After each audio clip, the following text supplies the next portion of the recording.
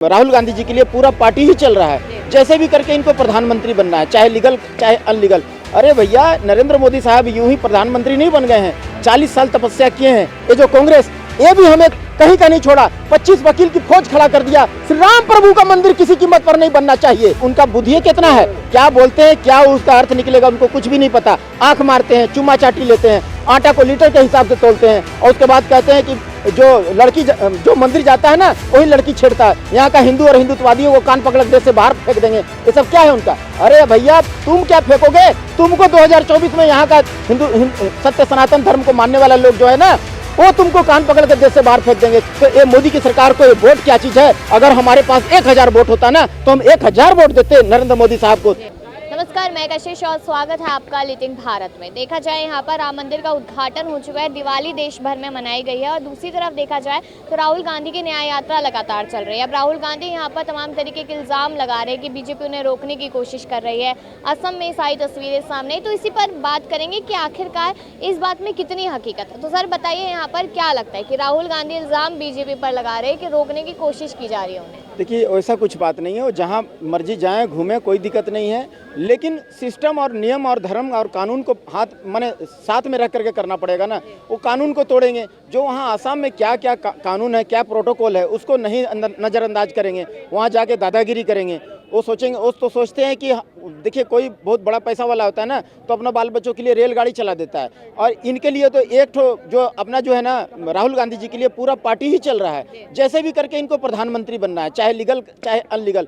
अरे भैया, नरेंद्र मोदी साहब यूं ही प्रधानमंत्री नहीं बन गए हैं, 40 साल तपस्या किए हैं, भिक्षाटन किए हैं, जा करके कितना माने अनुलोम विलोम क्या क्या बोलते हैं ना, वो सब योगा किए हैं, हिमालय पर पहाड़ पर तपस्या किए हैं, तब जाकर के ये बने हैं। बीजेपी सवाल उठाती है, कहती है कि इतनी सी जिंदगी में उन्होंने भिक्षा भी मांग ली, चाय भी बेच ली और अनुलोम विलोम भी कर लिया। इस तरीके के सवाल बीजेपी पर उठाते रहती है कांग्रेस। हाँ, तो अरे भाई, उनके पास और कोई माने है ही नहीं, मुद्दा ही नहीं है बचा, तो वो तो अटपटांग चीज बोलेंगे ही ना, उनको सिर्फ बदनाम करेंगे। देखिए, यहाँ का आवाम को भी मैं कुछ देखता हूँ, नरेंद्र मोदी साहब को खिंचाई करते हैं, और पार्टी में भी देखता हूँ कि कुछ लोग हैं जो कि मोदी साहब को के जगह पे खुद बैठना चाहते हैं।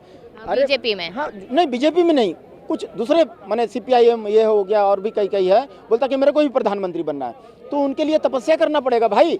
आप ये देखो ना कि आज 60 साल 70 साल हो गया कांग्रेस का, वो एक माने ये जो है ना, माने परिवारवाद से हट नहीं सके, निकल नहीं सके।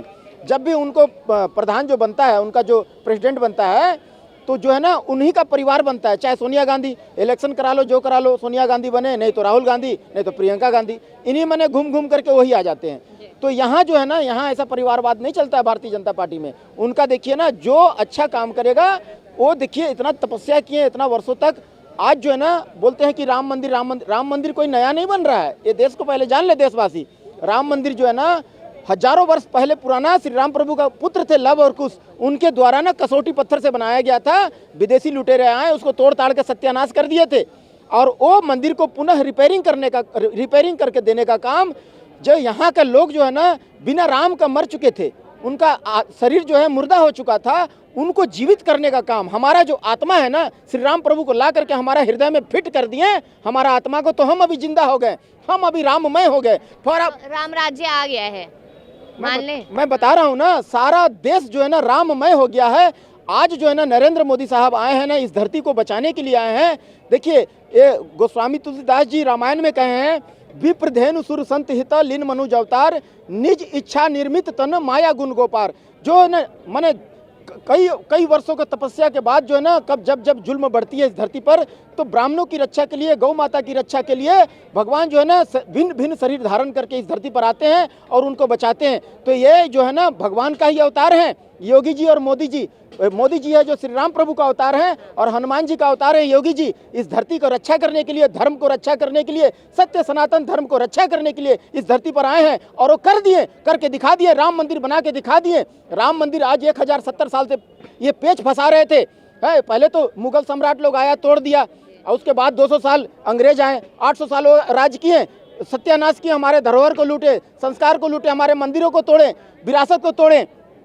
उसके बाद में 200 साल अंग्रेज हमें कोड़ा से मारते थे, हमारे संस्कार को लूटे, हमारे संस्कृति को लूटे। उसके बाद 70 साल काले अंग्रेज, ये जो अंग्रेजों द्वारा बनाई गई पार्टी, 140 साल बूढ़ी पुरानी पार्टी है ये काले अंग्रेज।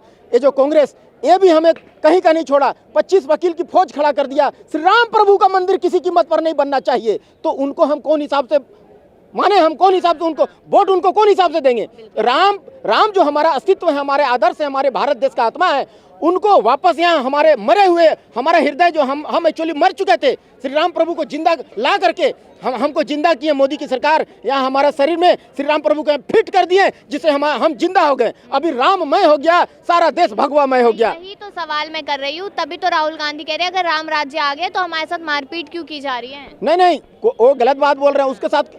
अरे वो जा करके दादागिरी करेंगे, उनका जहाँ पर मैनिफेस्टो है, क्या क्या वहाँ कानून का प्रोटोकॉल है, उनको नहीं जान करके आप सोचेंगे कि हर डिपार्टमेंट में हमारा आदमी है, आप दादागिरी करेंगे तो गलत बात है ना। उनको सोचना चाहिए ना, वो जो उनका बुद्धि कितना है, क्या बोलते हैं, क्या उसका अर्थ निकलेगा, उनको कुछ भी नहीं पता। आंख मारते हैं, चुम्मा चाटी लेते हैं, आटा को लीटर के हिसाब से तोलते हैं, और उसके बाद कहते हैं कि जो लड़की जो मंदिर जाता है ना वही लड़की छेड़ता है। यहाँ का हिंदू और हिंदुत्ववादियों को कान पकड़ देश से बाहर फेंक देंगे। ये सब क्या है उनका? अरे भैया तुम क्या फेंकोगे? तुमको 2024 में यहाँ का हिंदू सत्य सनातन धर्म को मानने वाला लोग जो है ना, वो तुमको कान पकड़ के देश से बाहर फेंक देंगे। क्यों?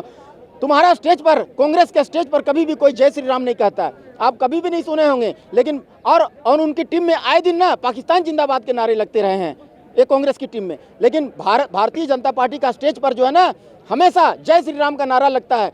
और देखिए, ना तो भारतीय जनता पार्टी हमारा घर चला देता है, ना कांग्रेस हमारा घर चला देता है। लेकिन हम वोट किसको देंगे? जो श्री राम प्रभु का मंदिर बना करके दिया है, पुनः निर्माण करके दिया है, रिपेयरिंग करके दिया है, रफू करके दिया है, मरम्मत करके दिया है, रिनोवेटेड करके दिया है। एक एक ईंट को दूरबीन से खोज करके उसको सोना में ढलवा करके और दूध और गंगा जल से शुद्धिकरण करवा करके, विद्वान ब्राह्मणों से मंत्रोच्चार करवा करके, एक एक ईंट को सोना में ढाल करके मंदिर को रिपेयरिंग कर करके, मरम्मत कर करके, पुनः निर्माण कर करके मोदी की सरकार दिया है। तो हम जन्म जन्मांतर तक उनका हम ऋणी रहेंगे, कभी भी ये कर्ज से हम उऋण नहीं हो पाएंगे मोदी जी से। तो ये मोदी की सरकार को ये वोट क्या चीज है? अगर हमारे पास 1000 वोट होता ना तो हम 1000 वोट देते नरेंद्र मोदी साहब को। एक क्या वोट वाली बात हो गई? राम मंदिर मुद्दा नहीं है। बार बार कहता हूँ कि राम मंदिर कोई नया नहीं बन रहा है। बार बार विपक्षी कहता है कि मंदिर को लेकर के मंदिर बन रहा है, मंदिर पर राजनीति नहीं होना चाहिए, मंदिर का मुद्दा नहीं होना चाहिए, यही ना कहना चाहते हैं आप?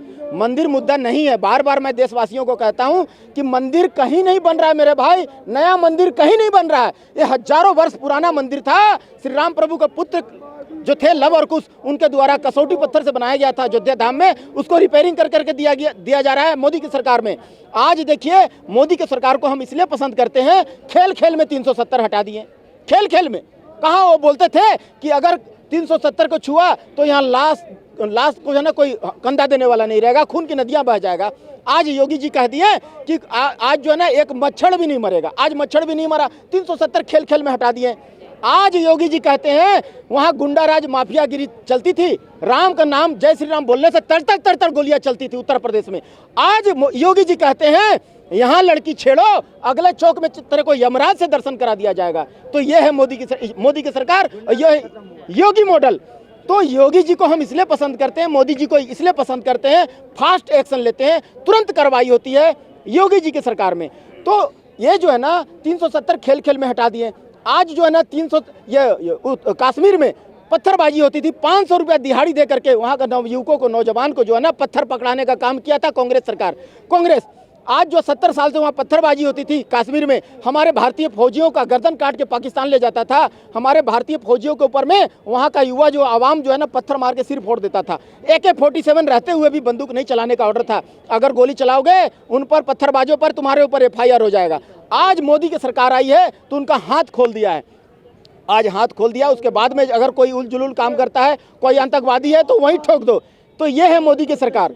तो मेरे को कहने का मतलब ये है कि आज जो है ना मोदी की सरकार काम बोलती है, जो काम किए हैं तभी हम उनको पसंद करते हैं, ऐसा बात नहीं है। भारतीय जनता पार्टी जो है हर तरह से देशभक्त है, राष्ट्रवादी है और जय श्री राम बोलती है, हिंदुत्व के लिए काम करती है, सत्य सनातन धर्म के लिए काम करती है, इसलिए हमें वो पसंद है। हम उनको वोट देंगे, 400 पार देंगे।